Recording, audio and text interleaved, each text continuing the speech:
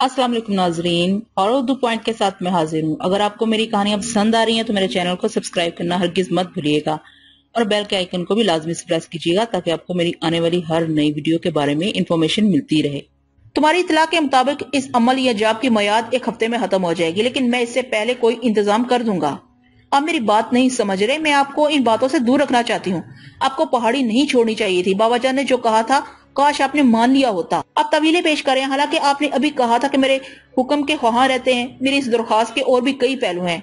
आपने इस पर गौर क्यों नहीं किया? पुलिस ने आपके खिलाफ एक बाकायदा मुकदमा तैयार कर लिया। वो जल्द जगह पर पहुंच जाएंगे। मुझे इल्म है वो आपका बाल बिकन नहीं कर सकेंगे, लेकिन इसके बाद शर और फसाद का एक सिलसिला फिर शुरू हो जाएगा। बेहतर यही है कि यहाँ से चला जाए। इसे आप मेरा हुक्म समझिए। खूब, मैंने मुस्कुराकर कहा। तो अगर ये हुक्म है दुर्री, तो पुलिस से एक आखिरी मौका तो होना ही है। ये शब्दबाजी कब तक जारी रहेगी? पुलिस उन काननात को नाकाम देकर खुद ब खुद मायूस हो जाएगी, लेकिन इस एक हफ्ते के अंदर अंदर वो किसी वक्त भी इधर का रुख कर सकती है। मुझे तुम्हारी जिरकी पर बहुत खुशी है दुर्री, पर हम जाएंगे कहाँ? पहाड़ी पर चलिए। इसका वक्त नहीं आया। आप ये क्यों नहीं सोचते कि इन मामलात में उलझकर आप अपने मुकाम से दूर होते जा रहे हैं? आपके अकीदत में भी किनारकश होते जा रहे हैं। बाबा जान और उनके रुफका जनाबी आपसे कबीदा खातर हैं। आपने एक राशिद हुसैन के लिए कितने लोगों की दूरियां मोल ली हैं। जब आप पहाड़ी पर चले जाएंगे तो सब बातें ठीक हो जाएंगी। अभी मौका हाथ से नहीं गया है। दुर्री, पहाड़ी पर जाने के लिए इसरार मत करो, चाहे कहीं और ले चलो। मैं सरफराज होकर पहाड़ी पर वापस जाना चाहता हूँ। मेरे रफीक, अकीदतमंद और इजना की नाराजगी आर्जी है। मैं इन सबको राजी कर लूंगा क्योंकि मैं खैर की तरफ माइल। ये तमाम मामलात और वाकयात आर्जी हैं, मैंने दुर्शहवार को समझाते हुए कहा। दुर्शहवार की आंखें शिद्दत जज्बात से नमनाक हो गई। मैंने महसूस किया कि वो मेरी जिद पर तिलमिला रही है। अचानक मुझे ख्याल आया। मैंने कहा, दुर्री, कहीं ऐसा तो नहीं है कि तुम अबुल हसन से दूर रहकर परेशान हो? मेरी तरफ से इजाजत है, तुम जा सकती हो। इस जुमले का इस पर एक बड़ा गहरा तासुर हुआ। इसकी आंखों में आंसू आ गए। रोते हुए बोली, आप मुझे नहीं समझे। मुझसे इसकी ये हालत देखी ना गई। मैं शर्मिंदा हूँ दुर्री, मैं ज्यादा कह गया। मैंने हिजालत से कहा, तुम्हारी रफाकत इन दिनों मेरे लिए बड़ा सहारा है। मुझे सहारे से महरूम ना करना। और पहली बार ऐसा हुआ, न जाने ये कैसे हो गया, मैंने बेख्तियार होकर उसे सीने से लगा लिया। इसकी दबी दबी सिसकियां इस बात की गमाजी कर रही थी कि वो मेरे रवैये से सख्त अर्जदा है। उसे सीने से लगाकर मेरे अंदर जिंदगी का अजीब एहसास पैदा हुआ। इसका लम्स, इसकी वराफ्तगी मुझ पर सुकून और इत्मीनान के दरवाजे एक अरसे बाद वाह हुए। मैं एक लज्जते बिकनार से आशना हुआ। मेरा जी चाहा कि ये लम्हे जाविदा हो जाएं। बस यही सुकून और राहत की मिराज है। बस यही गुदास है जहाँ जिस्म जाँ की आजमाइश का हल मौजूद है। मैंने ये चंद लम्हे इस दुनिया में नहीं गुजारे, लेकिन जल्द ही मैंने उसे खुद से अलग कर दिया और न जाने क्यों मैंने उसे अलग करने पर चंद आयतें पढ़ी। दुर्शहवार की नजरें झुकी हुई थी। वो मेरी इस अचानक कैफियत पर यकीनन हैरान हुई होगी। हम दोनों देर तक खामोश इधर उधर देखते रहे। मैंने ही इस खामोशी को तोड़ा। दुर्शहवार की नजरें झुकी हुई थी। वो मेरी इस अचानक कैफियत पर यकीनन हैरान हुई होगी। हम दोनों देर तक खामोश इधर उधर देखते रहे। मैंने ही इसकी खामोशी को तोड़ा। तो तुमने कहाँ जाने के बारे में सोचा है? मेरी राय है, यहाँ से 2 दिन की मुसाफिर के बाद एक वीरान किला है जो अब खंडर की शक्ल में मौजूद है। किसी जमाने में वहां आबादी थी, मगर गर्दिश वक्त ने इस शहर की आबादी को खत्म कर दिया। अब सिर्फ एक कला और इससे मुल्हिक टूटे फूटे मकानात हैं। कले के करीब एक दरिया रवां है। अरसा हुआ यहाँ खाना पदोश कबाइल आकर बस जाते थे, मगर अब पूरा इलाका खाली है। इसलिए लोगों में अजीब किस्म के तोहमात मशहूर हैं। सुना है वो रूहों का मस्कन है। दुर्शहवार ने कहा, ये जगह तो खासी दिलचस्प होगी, बेहतर है वहीं चला जाए। कुछ देर बाद मैं अकबर और समीना को लेकर वहां से रवाना हो गया। अकबर ने इस तब्दीली के मुतालिक जानना चाहा तो मैंने इसे ये कहकर खामोश कर दिया कि अब ये जगह महफूज नहीं रही। हम चलते रहे। रात हुई तो हमने कुछ देर आराम किया। समीना को हैरत थी कि खाना अचानक कैसे फराहम हो जाता है। मैं चलते चलते किससे बातें करता हूँ। वो खौफ और हैरत के साथ इस मुख्तसर काफिले के साथ चल रही थी। इसकी चाल में एक अज़म था। अकबर इसकी हैरगिरी करता रहता था। रास्ते में समीना से मेरी कोई खास बात नहीं हुई। इसने कई बार मुझसे गुफ्तगू करना चाहिए। दूसरे दिन भी हम अपनी मंजिल की तरफ बढ़ते रहे। अकबर की दाढ़ी बढ़ गई। 3 आदमियों का ये शिकस्ता काफिला, जिसके साथ कोई सामान नहीं था, वीरान गुजरगाहों को अबूर करता रहा। हमने दरमियान की आबादियों के बजाय वीरानों से गुजरना पसंद किया। रास्ते में समीना की वजह से हादसी दिक्कत पेश आई। इसके पैर में छाले पड़ गए, मगर वो चलती रही। दुर्शहवार की फ्राहम की हुई आला किस्म की ग़िज़ा, मशरूबात और फल इसे संभाले हुए थे। समीना नाजुन नम में परवान चढ़ी थी। उसे क्या मालूम था कि कभी इतना तवील सफर पैदल भी करना पड़ेगा। हम 2 दिन और 2 रातें सफर करके अपनी मंजिल पर पहुंच गए। सामने एक दरिया रवां था। छोटी छोटी पहाड़ियां थी, घना सब्जा था। आबादी यहाँ से ज्यादा दूर नहीं थी। सामने वो रफीक शान खंडर थे। किसी जमाने में जहाँ बड़ी रौनक होगी, अब वहाँ हुक्का आलम था। कले के शिकस्ता दरो दीवार अपनी अजमत और शौकत की अलमनाक दास्तानें दोहरा रहे थे। मुख्तलिफ किस्म के परिंदों का वहाँ राज था। कले में दाखिल होने में हमने कुछ देर नहीं लगाई। समीना ने सबसे पहले मेरे लिए एक जगह को अपने दुपट्टे से साफ किया। अकबर दरिया के किनारे चला गया जहाँ उसने गुस्ल किया। थोड़ी देर में दुशहवार ने जरूरियात की चीजें मुहैया कर दी। एक घड़ा, 3-4 लोटे, मिट्टी के बर्तन, चटाइयां और चादरें। गर्मी का मौसम था, एक ऐसी खास गर्मी भी नहीं।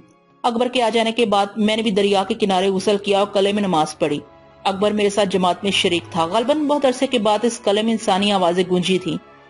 मेरी तिलावत से किले के दरोबाम गूंज उठे। समीना पर वजद की कैफियत तारी थी। फिर दुशहवार खाना ले आई। समीना ने खानादार औरत की तरह खाने को सलीके से रखा, प्लेटें धोई और नमाज पढ़ी। दरिया के किनारे रात गए। मैं अकबर, समीना और दुशहवार के साथ घूमता रहा। ये जगह बड़ी पुरफज़ाद थी। दुशहवार अकबर और समीना से रुपोश ही रही। रात गुजर गई तो हम अपने ठिकाने पर आ गए। अकबर मुझसे कुछ दूर और समीना खासी दूर सो गए। जब वो दोनों सो गए तो मैंने आने वाले हालात के बारे में सोचना शुरू किया। अचानक मेरे जहन में एक वजीफा आया। मैंने उठकर वजू किया और जाए नमाज पर बैठकर वो वजीफा शुरू कर दिया। मेरे इस वजीफे से चंद मोक्कल हाजिर हुए। मैंने इन्हें हुक्म दिया कि वह एसपी माथुर के घर जाकर उन कारनात को घेर लें और मेरे दूसरे हुक्म का इंतजार करें। इस अमल से फारिग होकर मैंने आंखें बंद कर ली। कुछ देर बाद मेरी बिसारत ने मीलों का सफर तय कर लिया। दरमियानी रुकावटें दूर होती चली गई। मैं कले में बैठा एसपी माथुर के मकान के शीशे को बखूबी देख रहा था, जहाँ उनकार नाथ अपनी किसी भगवान की मूर्ति के सामने एक पांव पर दूसरा पांव रखे बैठा माला जाप कर रहा था। उसके होंठ हिल रहे थे। इसी कमरे के कोने में मुझे बैरिस्टर राशिद हुसैन नजर आया। इसकी आंखों से वहशत और बेबसी झलक रही थी। भगवान की मूर्ति के सर पर जलते हुए दिए की रोशनी में कमरे का माहौल बड़ा पुरअसरार नजर आ रहा था। मेरे मोक्कल उनकार नाथ के सर पर सवार थे, मगर राशिद हुसैन की नजरें इन्हें नहीं देख सकती थी। मैं कुछ देर तक उनकार नाथ की महवियत को गौर से देखता रहा। जब इसकी महवियत खत्म नहीं हुई तो मैंने अपने मोक्कलों को हुक्म दिया, वो जो कोने में दुबका बैठा है ना, उसकी सिमत जाओ। मेरे मोक्कल तेजी से पलटे और राशिद हुसैन को पकड़कर इसे जदोकोब करना शुरू कर दिया। राशिद हुसैन, जो मोक्कलों को देख नहीं सकता था, इस अचानक उस्ताद पर बुखला गया और हज़ियानी अंदाज में चीखने चिल्लाने लगा। इसकी खौफजदा आंखें चारों तरफ देख रही थी, लेकिन मेरे मोक्कल बराबर उसे तंग करने में मसरूफ थे। राशिद हुसैन की चीखों पुकार बढ़ती जा रही थी। वो हलक फाड़ फाड़ कर मदद मदद चिल्लाता रहा। दूसरी तरफ उनकानात के अमल में खलल पड़ा तो उसके चेहरे पर नाखुशगवार तासुरात उभरे। एक दो बार उसने हाथ के इशारे से और हूं हूं करके राशिद हुसैन को शोरोगुल बंद करने को कहा, लेकिन राशिद हुसैन को भला इतना होश कहाँ था जो इसकी हदायत पर अमल कर सकता। वो इस अंदाज में उछल कूद रहा था जैसे इसके जिस्म पर शहद की मक्खियों ने यलगार कर दी हो। उनकारनाथ के चेहरे पर गुस्से, तशवीश और करब के तासुरात नुमाया होते जा रहे थे। उसे अपने विरुद्ध में दुश्वारी पेश आ रही थी, यही मैं चाहता था। अक्सर वज़ाइफ और जॉब में ये जरूरी होता है कि अमल कामल सुकून से रहे, कोई मुदाखलत ना हो, इससे दरमियान में गुफ्तगू न करनी पड़े। अगर दरमियान में कोई मुदाखलत हो जाती है तो सारी मेहनत पर पानी फिर जाता है। ये अमल लौट भी सकता है और फिर से नए सिरे से शुरू करने के लिए फजा हमवार करना पड़ती है। उनकारनाथ के लिए जब शोरगुल नाकाबिले बर्दाश्त हो गया तो आंखें खोलकर धाड़ा, पापी बंद कर अपनी ये बकवास। लेकिन राशिद हुसैन बराबर चीखे जा रहा था। उनकारनाथ को मैंने बड़े झिल्लाए हुए अंदाज में मरकशाला से उठकर राशिद हुसैन की तरफ बढ़ते देखा। ठीक इसी वक्त एसपी माथुर शबख्वाबी के लिबास में मलबूस बुखलाया हुआ कमरे में दाखिल हुआ।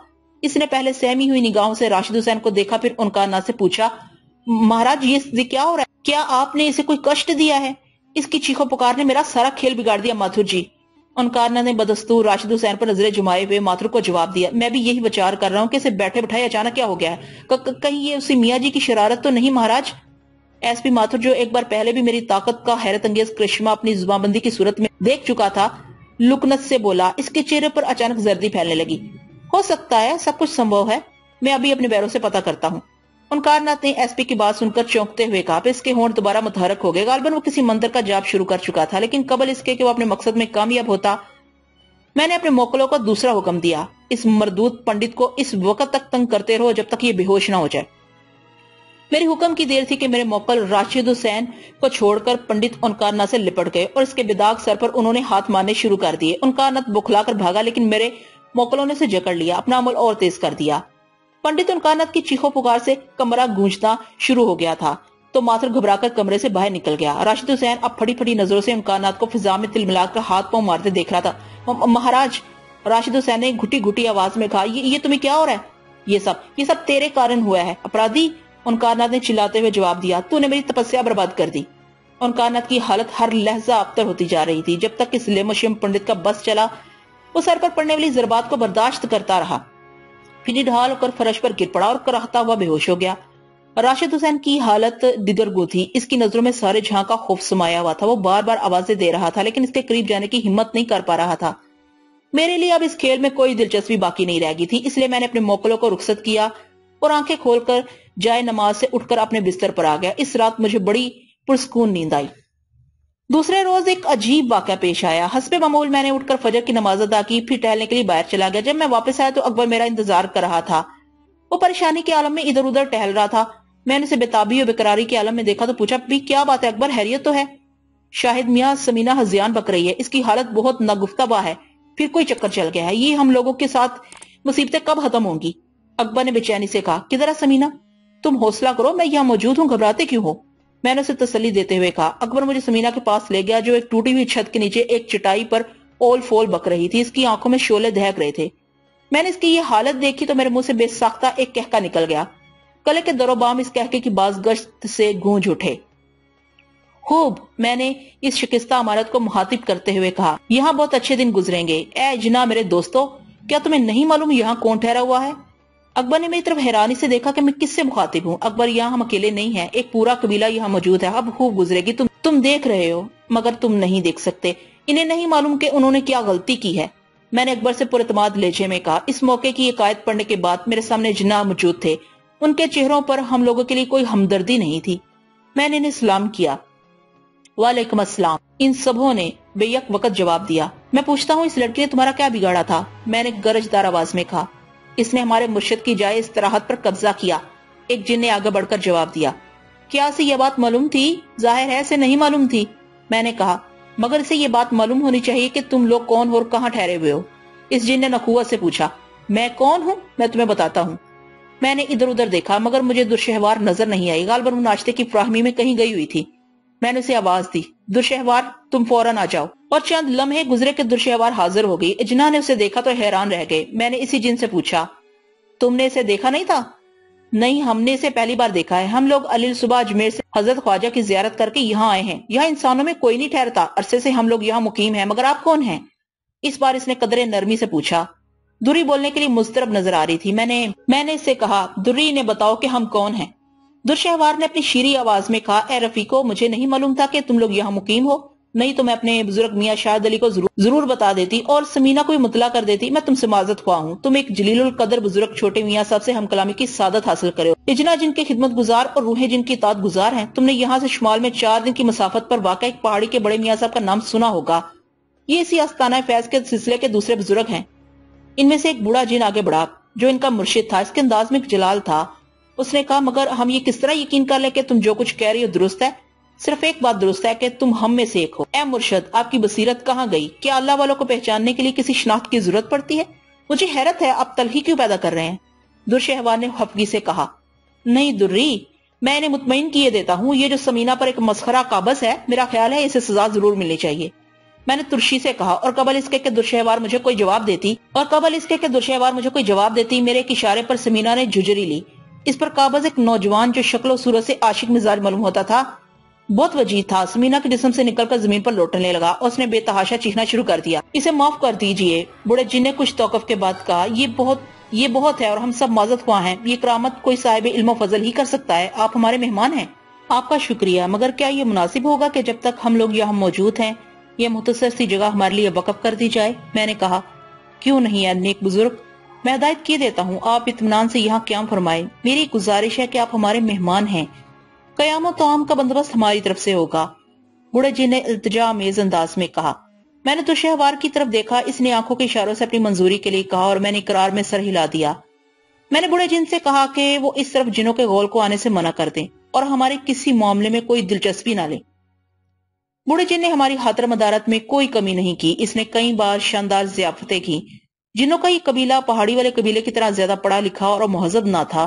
وہ عام جن تھے. ان میں ابو الحسن جیسا کوئی عالم موجود نہیں تھا. بوڑھے جن نے اس قلعے کے متعلق مجھے کچھ دلچسپ داستانیں سنائی. اس نے بتایا کہ قلعے کے مکینوں کی روحیں اب بھی اس قلعے میں گھومتی رہتی ہیں. قلعے کے سب سے شاندار وسیع حال میں کوئی جن جانے کی جرت نہیں کر سکتا. وہاں عجیب و غریب آوازیں سنائی دیتی ہیں. اکثر ایسا ہوتا ہے کہ جیسے کوئی دربار منعقد ہو رہا ہو. میں نے اس بوڑھے کو نہیں بتایا کہ روحوں کو طلب کرنے میں مجھے کتنا ملکہ حاصل ہے. میں عموماً خاموشی رہا کرتا تھا. ہم لوگوں کو یہاں قیام کیے 15 دن سے زائد ہو گئے. صبح ہوتی تو خوان ہمارے سامنے سج جاتے. دوپہر کو انہوں اقسام کے کھانے موجود ہوتے. شام کو مختلف اقسام کے ذائقے ہمارے منتظر رہتے. اس عرصے میں دوشہوار کو مجھ سے رغبت دوچند ہو گئی. ہم رات گئے دریا کے کنارے سیر کرتے رہتے. بہت دنوں کے بعد میں نے اس طرح کے دن گزارے تھے، اس طرح فراغت کے دن. انکارنات کا کوئی پتہ نہ تھا. راشد حسین اور انکارنات دونوں شہر سے کہیں جا چکے تھے. شہر میں بہت اضطراب تھا. میری گمشدگی کے عجیب معنی لیے جا رہے تھے. بستی کے مسلمان اس بات پر سخت برافروختہ تھے کہ پولیس نے چھوٹے میاں صاحب کے ساتھ کوئی ناروا سلوک کیا ہے. انہیں یا تو نظر بند کر دیا گیا ہے یا وہ کہیں روپوش ہو گئے ہیں. جتنے منہ اتنی باتیں. مجھے یہ خبریں دوشہوار سے ملتی رہتی تھی. دوشہوار کو یقین تھا کہ انکارنات دوبارہ ضرور کوئی وار کرے گا. خود مجھے بھی شبہ تھا، اس لیے میں نے اپنے گرد حصار قائم کر رکھا تھا. اس قلعے کے نگہبان اجنہ تھے، اس لیے بظاہر کوئی خطرہ نظر نہیں آتا تھا. انکارنات کہاں چلا گیا تھا یہ بات ہر چند کے تشویش کی تھی، لیکن میں ان 15 دنوں میں ان مسائل سے کم اور دوشہوار سے زیادہ قریب رہا. یوں کہا جائے کہ یہ 15 دن میں نے اپنی مشاغل سے بے نیاز ہو کر گزارے تھے. میں نے باقاعدہ نماز ادا کی تھی، لیکن عبادت اور ریاضت کا وہ سلسلہ جاری نہ رکھ سکا تھا جو برسوں سے میرے معمول میں تھا. میں کچھ تھک گیا تھا. ایک رات میں اپنی سوچوں میں گم تھا کہ مجھے قلعے کے اس گوشے کا خیال آیا جس کے بارے میں بوڑھے جن نے بتایا تھا کہ وہاں روحوں کا قیام ہے. میں نے خود پر دم کیا اور اس ویران گوشے کی طرف روانہ ہو گیا. رات کچھ ایسی زیادہ روشن نہ تھی، چاروں طرف خاموشی تھی، مگر جیسے ہی میں نے بڑے حال کی ٹوٹی پھوٹی سیڑھیوں پر قدم رکھا تو کئی چمگادڑیں اڑ کر گہری خاموشی کو توڑ گئیں. عام آدمی کا گزر یہاں ناممکن تھا. عام آدمی یہاں سے گزرتا تو خوف سے اس کا دم نکل جاتا. سارا منظر بہت دہشت ناک تھا، مگر میں پورے سکون کے ساتھ چمگادڑوں کے شور و گل سے بے پرواہ ہو کر آگے بڑھ رہا تھا. راستہ میرا جانا پہچانا نہ تھا، اس لیے میں بڑی احتیاط سے قدم اٹھا رہا تھا. سیڑھیاں جگہ جگہ سے ٹوٹی ہوئی تھی. سیڑھیوں کے بعد ایک طویل راہداری تھی جس سے گزر کر چھوٹے موٹے کمرے اور اس سے ملحق وسیع ہال تھا. جب میں نے سیڑھی کو عبور کر لیا تو ایک دربان مجھے اپنے پرانے وضع قطع کے لباس میں ملبوس نظر آیا. اس نے آگے بڑھ کر میرا راستہ روک لیا.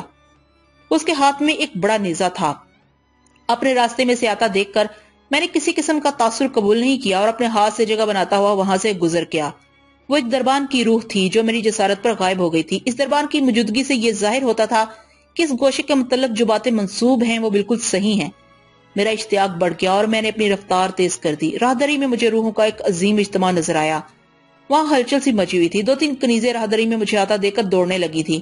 وہاں مجھے کئی سپاہی بھی نظر آئے جنہوں نے میری جانب بھالے تان رکھے تھے، لیکن میں بے خوف و خطر آگے بڑھتا گیا. راستہ مجھے صاف ملا. جب میں بڑے کمرے کے قریب پہنچا تو خوبصورت عورتوں نے جو کنیزیں اور باندیاں نظر آ رہی تھی میرا راستہ روک لیا. وہ تعداد میں کئی تھیں. انہوں نے میرے قریب آ کر کہا آگے مت جاؤ. میں نے ایک لمحے کو توقف کیا اور پھر قدم آگے بڑھانے لگا، مگر وہ میرے قدموں میں گر گئیں اور التجا آمیز انداز میں کہا آگے مت جاؤ. میں نے برہمی سے کہا کیوں؟ تم میرے راستے سے ہٹ جاؤ. نہیں، وہ ایک ساتھ مترنم آوازوں میں بولی. وہاں وہ ہیں. وہ کون؟ میں نے پوچھا.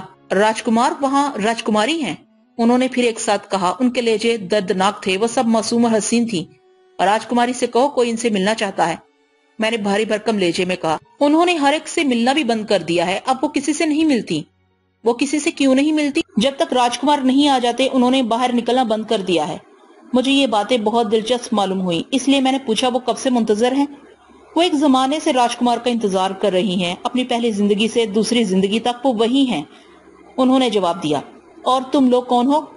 ہم ان کی باندیاں ہیں. جب مہاراج کمار آ جائیں گے تو ہم سب سے پہلے انہیں مطلع کریں گے. اور راجکمار کہاں گئے ہیں؟ وہ راستے میں کہیں گم ہو گئے تھے، اب تک نہیں آئے. راستے میں؟ میں نے حیرت سے پوچھا. کون سے راستے میں؟ مجھے بتاؤ انہیں کیا ہو گیا؟ جب دیو نگر سے ان کی بارات آ رہی تھی اس وقت سراٹوں نے ان پر حملہ کر دیا. سب لوگ مارے گئے اور مہاراج کہیں غائب ہو گئے. اس وقت سے اب تک ان کا کوئی پتہ نہیں. اس وقت راجکماری دلہن بنی ان کا انتظار کر رہی تھی. وہ انتظار کرتی رہیں. جب راجکمار نہیں آئے تو انہوں نے یہ سمجھ لیا کہ وہ بھی ان لوگوں کے ساتھ مارے گئے، تو انہوں نے دوسری دنیا میں ان سے ملنے کے لیے اپنی پہلی زندگی کو ختم کر دیا. مگر دوسری زندگی میں بھی وہ نہیں آئے. وہ اس وقت سے ان کا انتظار کر رہی ہیں اور اسی کمرے میں بند ہیں. میں انہیں دیکھنا چاہتا ہوں. میں نے اشتیاق سے کہا. نہیں، تم انہیں نہیں دیکھ سکتے. انہیں مت چھڑو، وہ بہت دکھی ہیں. لڑکیوں نے میری منتیں شروع کر دی. میں عجیب کشمکش میں مبتلا تھا اس دلچسپ اور افسوسناک داستان کو سننے کے بعد.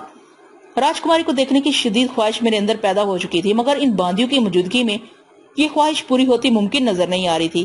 میں نے آگے جانا چاہا مگر وہ میرے پیروں سے لپٹ گئیں. انہوں نے کچھ اس طرح سے مجھے آگے جانے سے منع کیا جیسے میرے اس اقدام سے ان پر کوئی عذاب نازل ہو جائے گا.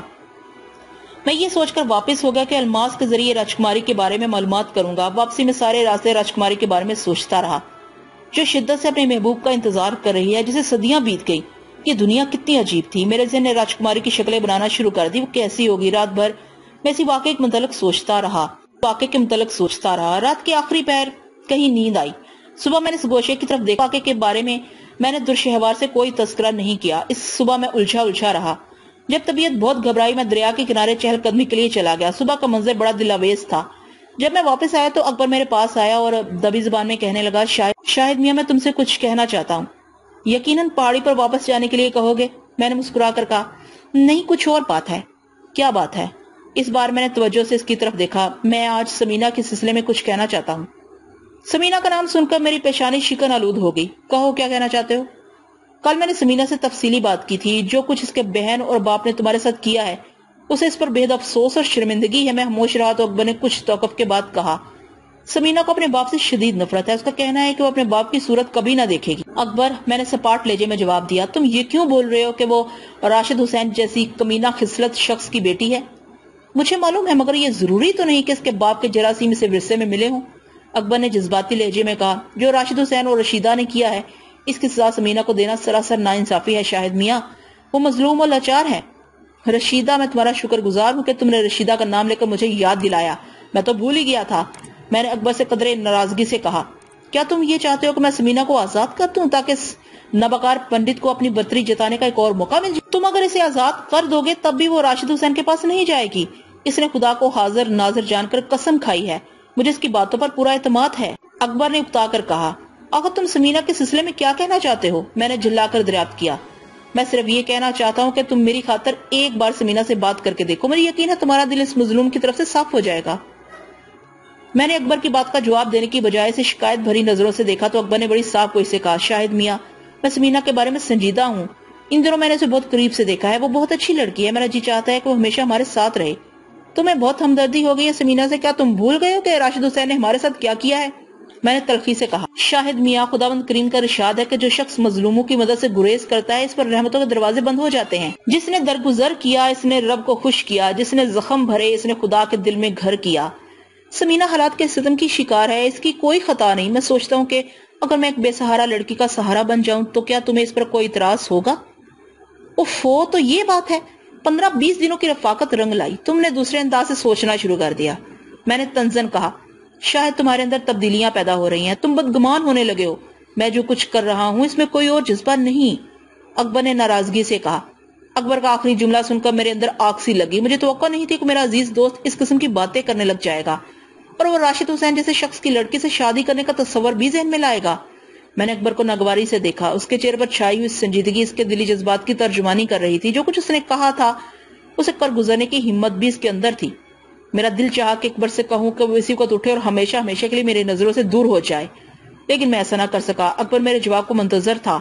میں اسی کشمکش میں مبتلا تھا کہ درشہوار میرے سامنے آ گئی۔ غالباً اس نے میرے اور اکبر کے درمیان ہونے والی گفتگو سن لی تھی۔ وہ میرے قریب آ کر بولی، آخر اس میں حرج بھی کیا ہے؟ اکبر نے سمینا کے بارے میں جو کچھ کہا ہے وہ حرف بحرف درست ہے۔ اس کا دل اپنے باپ کی طرف سے مقتر ہو چکا ہے، اسے آپ سے ہمدردی ہے۔ جب اکبر نے اسے یہ سب کچھ بتایا تو وہ اپنے باپ کے ظلم و ستم پر آنسو بہانے لگی۔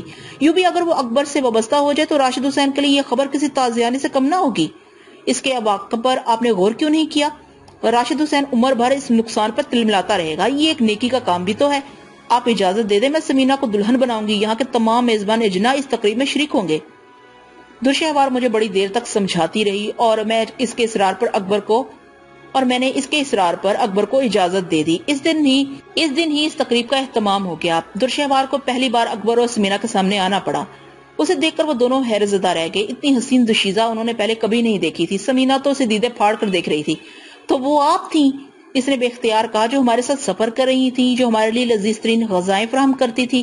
اف، یہ کیسی دلچسپ اور حیرت انگیز حقیقت ہے۔ اب تو الف لیلا کی کوئی شہزادی معلوم ہوتی ہے۔ اب آپ ہم سے دور نہ رہیے گا۔ سمینا بہت جلد درشہوار سے گل مل گئی۔ درشہوار نے اسے دلہن بنایا، ایسی دلہن جو چاند ستاروں کو شرمائے۔ 2 دن اس ہنگامے میں گزر گئے۔ بوڑھے جن نے شاندار ضیافت کی۔ قلعے کا ایک کونا سمینا اور اکبر کے حجلہ روسی کے لیے محفوظ کر دیا گیا۔ اس دن تمام اجنا اکبر اور سمینا کے سامنے آ گئے۔ میں نے نکاح پڑھایا اور تقریب دلپذیر شام کو کہیں ختم ہوئی۔ اکبر کے چہرے پر عرصے کے بعد میں نے مسکراہٹ دیکھی۔ شام کو وہ دونوں میرے پاس آئے۔ سمینا نے جن الفاظ میں اپنے جذبات کی ترجمانی کی، سے میرا دل صاف ہو گیا۔ میں نے اسے دعائیں دے کر رخصت کیا۔ عشاء کے بعد مجھ پر شدید اداسی کا غلبہ ہوا۔ آج رات میں راجکماری کے ایوان میں جانے کے لیے صبح سے سوچ رہا تھا، مگر سمینا نے جن لفظوں میں مجھے اپنی بہن کی یاد دلائی تھی، اس سے میری طبیعت اور پریشان ہو گئی تھی۔ ابھی کچھ نہیں ہوا، میرا پہاڑی سے واپس آنے کا مقصد ادھورا ہی ہے۔ میں کہاں جا رہا ہوں؟ سمینا رشیدہ کی بہن تھی، میں نے سمینا کو معاف کر دیا، مگر رشیدہ؟ بہت رات گزر گئی اور میں اسی طرح سوچتا رہا۔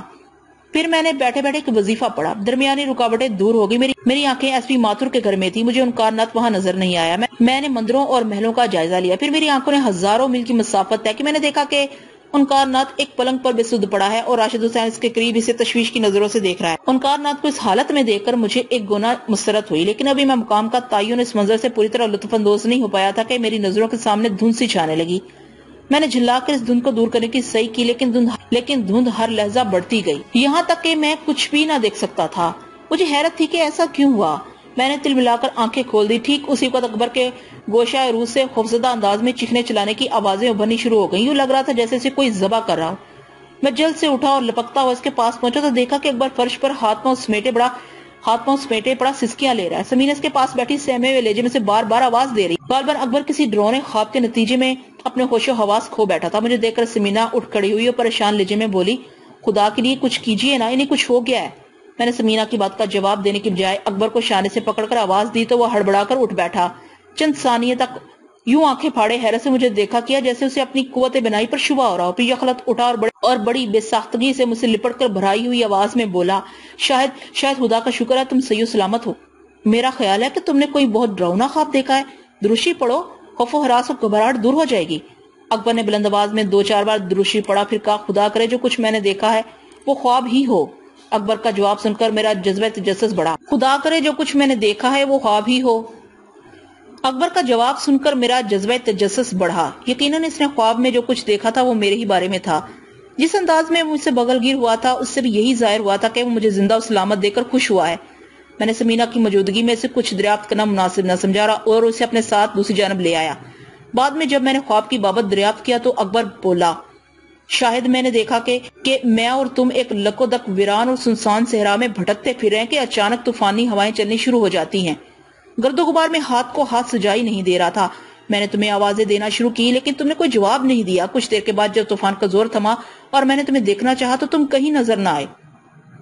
میں ادھر ادھر دوڑنے بھاگنے لگا اور چلا چلا کر تمہیں پکارتا رہا۔ میری آواز صدابہ صحرا ہو رہی تھی کہ اچانک میں نے تمہیں پا لیا، لیکن اس حالت میں کہ دہشت سے چیخ اٹھا۔ میں نے دیکھا کہ تم ایک ریت کے تودے پر اوندے منہ بے حس و حرکت پڑے ہو اور آسمان پر گدھ منڈلا رہے ہیں، اور ایک انتہائی بوڑھا اور خونی شکل کا گدھ تمہارے قریب بیٹھا اپنی نپاک چونچ سے تمہارے جسم کا گوشت نوچ نوچ کر کھا رہا ہے۔ میں اس منظر کو دیکھ کر چیخنے لگا۔ گدھ کی صورت اتنی ڈراؤنی اور ہیبت ناک تھی کہ مجھے اس کے قریب جانے کی ہمت نہ ہوئی۔ ابھی میں چیخ رہا تھا کہ میں نے میاں صاحب کو دیکھا جو اچانک کہیں سے نمودار ہوئے۔ میاں صاحب کو دیکھ کر میری ڈھارس بندی، لیکن جانتے ہو پھر میں نے کیا دیکھا؟ میاں صاحب کچھ دیر تک خاموش کھڑے رہے، پھر ان کے چہرے پر جلالی کیفیتیں نمودار ہوئیں۔ میرا خیال تھا کہ وہ تمہیں اس مصیبت سے نجات دلائیں گے، لیکن میاں صاحب نے ایسا کرنے کی بجائے اپنا روئے مبارک دوسری طرف کر لیا اور کچھ دور آگے جا کر نگاہوں سے اوجھل ہو گئے۔ ہوائیں اور تیز ہو گئی۔ میں نے میاں صاحب کو آواز دی مگر طوفان میں میری آواز دب کر رہ گئی۔ میں نے ایک سائے کو گرد و غبار میں اٹے تمہاری طرف آتے دیکھا تو میں اسے پہچان نہ سکا۔ میں نے اسے قریب آتا دیکھ کر چیخنا چلانا شروع کر دیا، پھر غالباً تم نے میرا شانہ پکڑ کر مجھے بیدار کر دیا تھا۔ اکبر نے اپنا خواب بیان کرنے کے بعد ٹھنڈی سانس لی اور پھر کہا، شاہد تم بتا سکتے ہو کہ اس خواب کی تعبیر کیا ہو سکتی ہے؟ جو کچھ تم نے دیکھا ہے اور محسوس کیا وہ محض تمہاری پریشان خیالی کا سبب ہے۔ جاؤ جا کر آرام کرو، سمینا تمہاری رات تک رہی ہوگی۔ اکبر کو میں نے مطمئن کر کے سمینا کے پاس بھیج دیا، لیکن میں خود کو مطمئن نہ کر سکا۔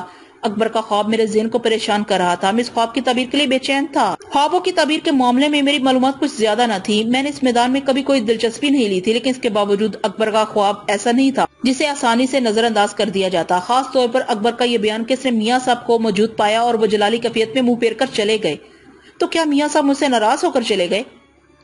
اور وہ گدھ کون تھا جو میرے جسم پر چمٹا ہوا تھا؟ خواب میں علامتیں ہوتی ہیں اور یہ کیسی علامت تھی؟ کہیں ایسا تو نہیں کہ وہ گدھ انکار نات ہو؟ انکار نات کا نام میرے ذہن میں ابھرا تو بہت سے اندیشے جاگزی ہو گئے، بہت سے وسوسوں سے دل بھر گیا۔ میں نے اپنا محاسبہ کیا۔ انکار نات بڑے میاں صاحب کی پہاڑی کی عظمت و حرمت پر داغ لگانے میں کامیاب ہو جائے گا۔ نہیں انکار نات، یہ کس طرح ممکن ہے؟ مگر انکار نات نے اب تک جو حرکتیں کی ہیں وہ اس کے اعتماد کا ثبوت ہیں۔ یہ اعتماد یقیناً کسی سبب سے ہوگا۔ کیا میں نے انکار نات کے بارے میں جو رائے قائم کی تھی وہ غلط تھی؟ میاں صاحب کی بے چینی اور ناراضگی کا سبب کیا ہے؟ کوئی جواب میرے پاس نہیں تھا۔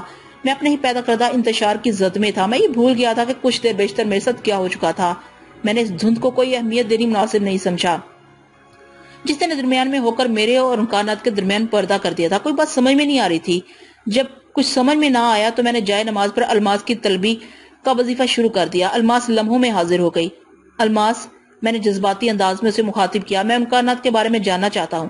وہ اب کس حال میں ہے؟ الماس نے حسب معمول چاروں طرف نظر دوڑائی، پھر ایک سمت کچھ دیر دیکھنے کے بعد بولی، محترم بزرگ، امکانات کے ساتھ آپ کے مکلوں نے جو برتاؤ کیا تھا وہ اس کے زیر اثر ابھی تک بے ہوش ہے۔ وہ کاشی میں اپنے گرو کے پاس ہے جو اسے ایس پی ماتھر کے ہاں سے لے گیا تھا، اور راشد حسین بھی اس کے ساتھ ہے۔ اسے ہوش کب آئے گا؟ میں نے دوسرا سوال کیا۔ وہ کل صبح تک ٹھیک ہو جائے گا، کاشی کے بہت سے پنڈت اس کی دیکھ بھال کر رہے ہیں، الماس نے ادب سے جواب دیا۔ الماس، تمہیں علم ہے کہ میں نے سمینہ کو معاف کر دیا ہے لیکن رشیدہ کو نہیں۔ میں نے تم سے کہا تھا کہ رشیدہ کو یہاں واپس بلایا جائے، تم نے وعدہ بھی کیا تھا کہ اس کام کے لیے وقت درکار ہے۔ میں تسلیم کرتی ہوں محترم بزرگ، رشیدہ کا شوہر ایک حادثے میں مر چکا ہے، وہ اپنے 2 بچوں کے ساتھ کل شام تک آ جائے گی۔ اپنے شوہر کی موت کی وجہ سے اسے آنے میں دیر ہو گئی۔ الماس نے مختصر جواب دیا۔ رشیدہ آ رہی ہے؟ میں نے مٹھیاں بیچ کر کہا۔ وہ نابکار فحشہ عورت اب آ رہی ہے، مجھے اسے سخت اذیت دینی ہے۔ الماس، میں رشیدہ کو معاف نہیں کروں گا۔